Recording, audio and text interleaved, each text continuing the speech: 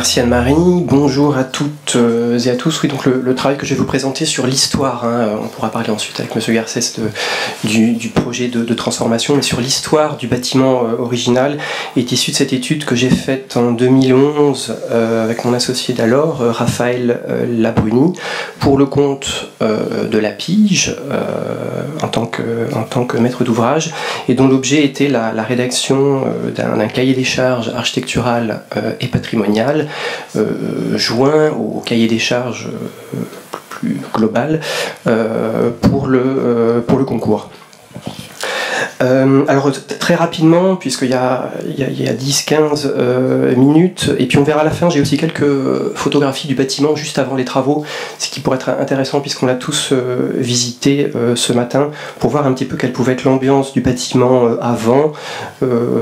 C'est les difficultés aussi, puisque le bâtiment avait subi quand même plusieurs couches de travaux qui en avaient quand même altéré et la lisibilité et l'efficacité en termes d'outils administratifs. Alors la construction de ce bâtiment en fait est très liée à la mise en place des institutions allemandes dans la ville, et notamment à une réforme qui concerne en fait tout l'Empire allemand en 1877, et qui est une grande réforme judiciaire qui vise à donner à toutes les provinces de l'Empire des pratiques juridiques homogènes, ce qui n'était pas le cas jusqu'alors.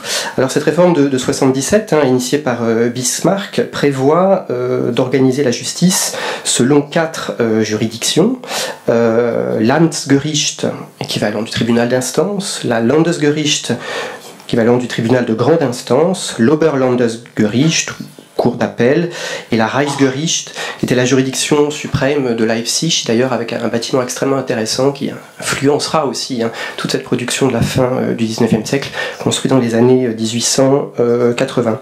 Alors à Strasbourg, on trouvait les deux premières juridictions, l'Amtsgericht et la Landesgericht, mais qui étaient réparties dans différents bâtiments dans la ville. Et donc au début des années 90, on souhaite réunir la justice dans un nouveau palais de justice à Strasbourg, et donc c'est la volonté de construire ce Amts- und Landesgerichtsgebäude, donc ce tribunal d'instance et de grande instance, qui est à l'origine du palais de justice du quai Finkmann. Alors le site que l'on retient, alors là c'est un extrait du plan des fortifications. Vous voyez ici la limite de la grande île, et puis là les bastions avec les fortifications 17e. En bleu, vous avez l'emplacement de l'actuel palais de justice, construit en 1898. En fait, il est situé à cheval sur l'ancien mur de fortification, qui sera détruit donc après la guerre de 1870, et sur ce bâtiment très allongé qui était d'anciennes casernes qui avaient brûlé lors du siège de la ville. Donc le site est choisi, et c'est donc vers 1892, et c'est le Stadtbaumeister Johann Karl Ott qui est chargé en juillet de la même année de dresser les plans du futur palais de justice sur la base donc d'un programme ministériel qui définissait, je cite, l'ordonnancement des locaux, les dimensions des salles d'audience et la répartition des bureaux. Je passe très vite sur la composition urbaine. On voit que le palais de justice, qui arrive plutôt à la fin du plan d'extension, de réalisation du plan d'extension de la Neustadt, ne se trouve pas dans la grande composition axiale autour de la Kaiserplatz, mais plutôt à l'articulation ici entre la Neustadt et la ville ancienne, là justement où ce grand axe s'infléchit pour donner notamment sur l'église catholique Saint-Pierre, et puis pour se retourner complètement de façon à ce que la suture entre le plan d'extension et la ville ancienne se réalise, et le palais de justice d'ailleurs est globalement dans l'axe de cette rue qui donne sur la place de Broglie et qui permet de retourner le dispositif. Pour pour revenir au plan, donc je le disais, c'est Johann Karl Ott, chargé en 1892 de dresser les plans. Donc vous avez une des premières versions ici. Il s'inspire évidemment des palais de justice allemands et français, on verra après, de ces années 1870-80. À l'origine, il est chargé en fait de concevoir la totalité du bâtiment, y compris les façades. Il dessine plusieurs projets dans le style néo-gothique, néo-renaissance, notamment inspiré de l'hôtel du commerce construit en 1585 de la place Gutenberg à Strasbourg, mais si les plans font consensus, ces projets d'élévation ne trouvent pas l'adhésion des autorités, et finalement la municipalité décide de lancer un concours d'architecture pour la conception des façades et de l'escalier du palais de justice. Alors cette planche-là, en fait, c'est la planche donc, que j'ai retrouvée à la BNU, qui est sans doute le plan de concours qui avait été remis aux architectes en 1893, et dont on voit que tous les espaces intérieurs sont donc parfaitement dessinés, à l'exception de ce grand espace d'accueil avec à la fois la salle des pas perdus et l'escalier. Alors évidemment ça bougera pas mal par rapport à ce qu'a réalisé Neckelmann, et puis en pointillé toutes les façades qui restent à concevoir par les architectes.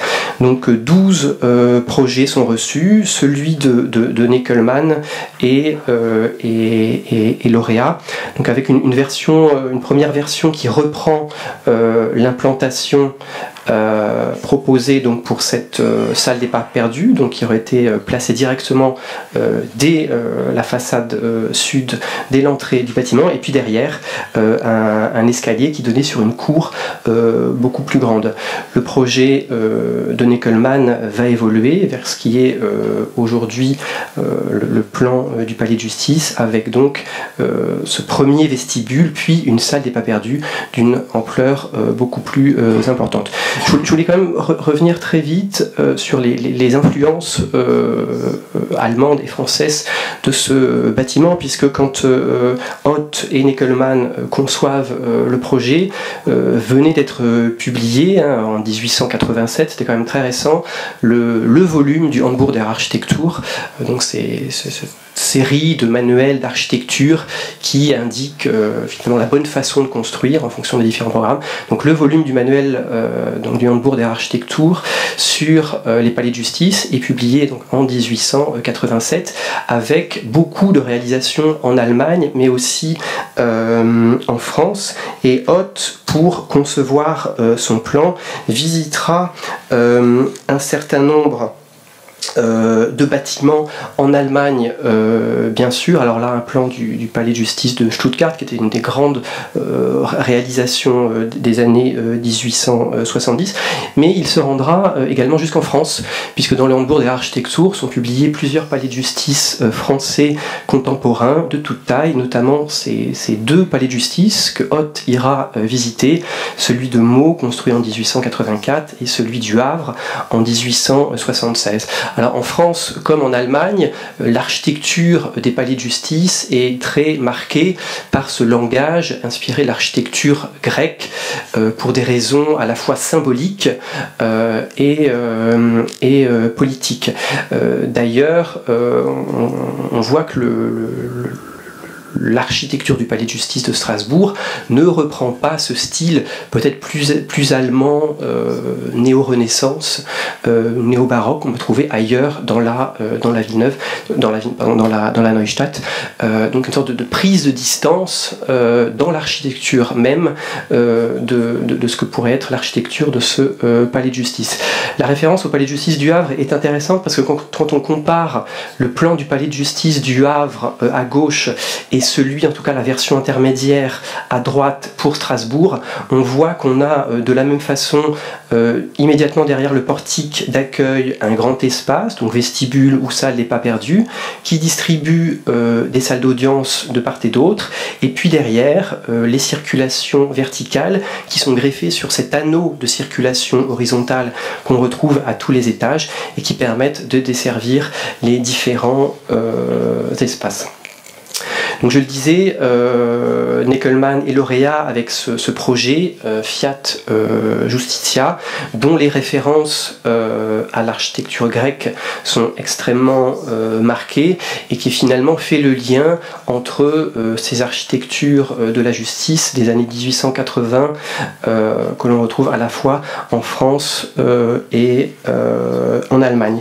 Alors le bâtiment est construit très vite, hein, puisque le chantier démarre en janvier 1895, le gros œuvre est achevé à l'été 1897 et le bâtiment est inauguré en septembre 1898. Donc un chantier qui est rondement mené en à peine 3 ans. Voilà quelques photos anciennes qui montrent donc l'insertion du bâtiment dans la ville avec l'église catholique Saint-Pierre mitoyenne.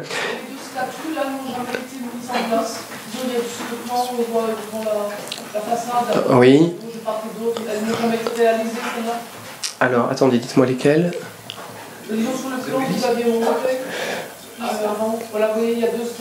Non, alors en fait ce que j'ai pas dit, c'est qu'un autre lien avec le palais de justice du Havre, c'est que, alors vous voyez sur le palais de justice du Havre, on a pareil deux espèces d'obélisques qui en fait étaient coiffés de lampadaires qui servaient à éclairer la place. Et les obélisques qu'on trouve devant le palais de justice de Strasbourg, en fait, sont sans doute inspirés de ce qu'on avait déjà au Havre. Alors à Strasbourg, les deux statues qu'on voit effectivement de part et d'autre du portique ne seront pas réalisées. Par contre, on aura les deux obélisques qui sont en cours de restauration, donc on n'a pas vu ce matin, mais qui sont placés juste à l'avant de la façade. Et alors, tel qu'on voit, on les voit, hein, voilà, là, sur les photos. Pour terminer rapidement, je voulais revenir un petit peu sur les plans, et ce qui faisait quand même la force du plan de Neckelmann, c'était l'efficacité de la distribution.